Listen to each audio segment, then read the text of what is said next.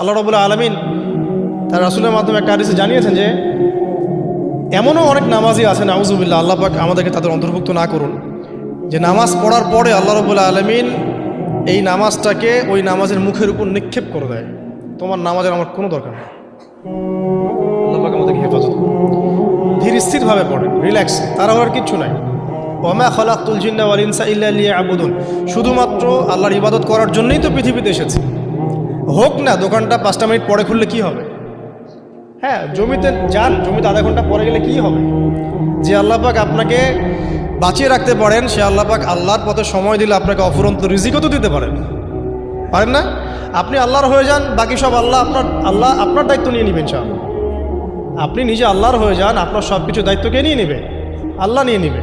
তো আল্লাহ পাক আমাদেরকে ধীর স্থিরভাবে আধ্যাত্মিকত্ব অর্জন করে নামাজ পড়ার তৌফিক দান করুন। তো দেখুন, আল্লাহকে পাওয়ার